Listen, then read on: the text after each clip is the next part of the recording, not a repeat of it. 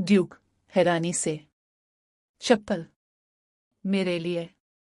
लेकिन तुमने ये क्यों लाए? बंदर मुस्कुराकर। दोस्ती में हिसाब किताब नहीं होता ड्यूक भाई। और वैसे भी वो दुकान वाला अभी तक दौड़ रहा होगा। ड्यूक चौंक कर। क्या तुमने चोरी की? बंदर जल्दी से। अरे नहीं यार, मजाक कर रहा हूं। आधी कीमत में ली है। थोड़ी बहस के बाद ड्यूक शक भरी नजरों से। मुझे लगता है ये दोस्ती मुझे जेल पहुंचा देगी। बंदर हंसते हुए। रिलैक्स करो यार, अगला सरप्राइज तो इससे भी जबरदस्त है। ड्यूक थोड़ा संजीदगी से। अच्छा, तो ये बताओ अगला सरप्राइज क्या है?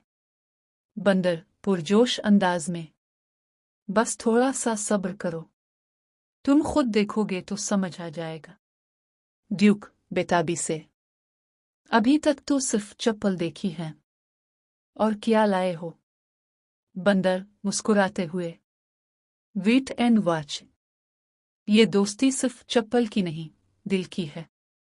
ड्यूक थोड़ा मुस्कुराकर। चलो देखते हैं तुम्हारा असली सरप्राइज क्या है। बंदर हिचकिचाते हुए। बस एक छोटा सा तोहफा है जो शायद तुम्हारी जिंदगी बदल दे।